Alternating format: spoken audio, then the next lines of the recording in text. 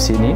C'est à travers ce jeune peintre Idrissa Savadogo avec qui nous sommes ensemble il y a de cela une dizaine d'années.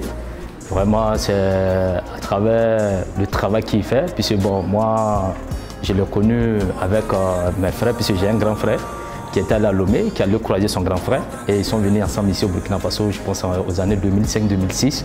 Et ça traverse ça, puisque Idriss, lui, il était en Côte d'Ivoire. Et c'est de là-bas, lui, il est venu pour aider son frère. Et c'est dans ce même atelier, quand les grands frères ont postulé au sein du village artisanal qu'ils ont obtenu.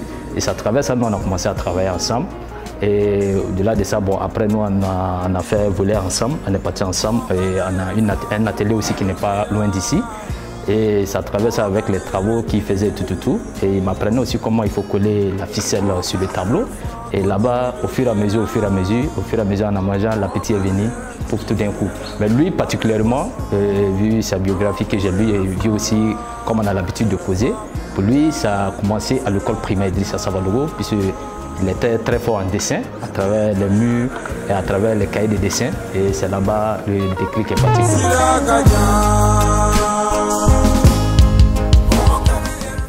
Bon, les messages forts, puisque toute chose d'abord, c'est l'inspiration d'abord.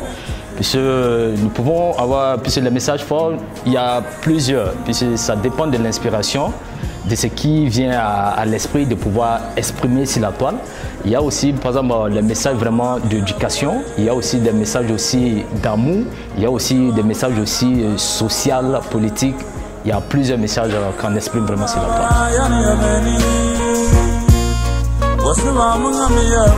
Nous donnons aussi des cours pour tous ceux vraiment qui sont intéressés par la peinture, qui veulent apprendre.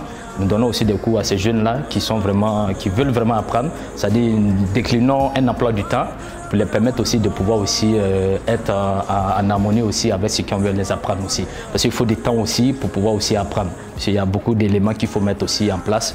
Parce qu'il faut aussi que tu te dis en tant que peintre, quand tu es reconnu et il y a des clients qui t'achètent, que celui que tu dois former doit refléter ton image. Parce que quand on va le demander, tu as appris où? Quand on dit j'ai appris de telle personne, on dit ah, telle personne, nous on le connaît, voilà. Donc pour nous, ça ne sert pas de cacher quelque chose ou non. Au contraire, c'est notre fierté de voir ces jeunes-là réussir et même au-delà même de nous-mêmes. Parce que quand tu formes quelqu'un, c'est pour qu'ils viennent te dépasser.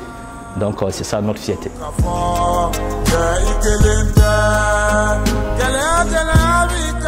Ce qui peut être fait, déjà, c'est d'abord l'enseignement. C'est-à-dire qu'il faut d'abord rééduquer cette jeunesse, rééduquer nos enfants à aimer d'abord la culture. Et ça, déjà, c'est déjà un pas. Et toute personne, c'est-à-dire que tu es burkinabé individuellement, doit aussi apporter sa part. Parce que généralement, on attend tout de l'État. Pourtant, non, l'État ne peut pas tout faire. L'État, c'est nous d'abord. Et c'est à nous d'abord de nous intéresser à ce qui fait nos frères et sœurs, à venir les visiter. Venir visiter, c'est pas dire non, il faut forcément payer. Mais au moins, quand l'enfant passe, il voit des tableaux, il voit des bronzes, il voit des sculptures, il voit des bâtis. Ça lui permet aussi au moins quand même de savoir que non, au moins dans son pays, il y a des gens aussi qui font des belles choses. Maintenant, ce qui peut être accompagné aussi, par exemple, les structures étatiques aussi, payer les œuvres aussi pour pouvoir décorer les différents bureaux et autres. Et au-delà même des structures étatiques, le privé aussi. Le privé aussi peut s'enquérir aussi de ces différents œuvres pour pouvoir décorer les bureaux et autres, tout. Et au-delà aussi de ça, c'est comme je dis, individuellement aussi, nous avons des maisons. Donc nous pouvons aussi décorer nos maisons aussi. Et là aussi, ça permet aussi aux artistes aussi de pouvoir aussi s'en sortir.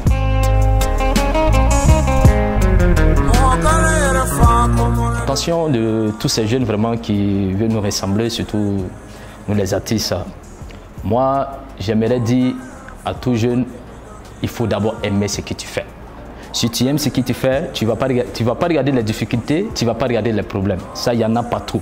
Il faut d'abord aimer ce que tu veux et se donner les moyens de pouvoir réussir. Et il faut être dynamique, il faut être créatif et il faut être un homme de vision. Et une fois que tu as ça, je pense que tu vas réussir. Il faudrait que les gens sachent que tout le monde ne peut pas travailler dans la fonction publique, tout le monde ne peut pas être entrepreneur, mais tout le monde peut faire quelque chose avec ses 10 doigts.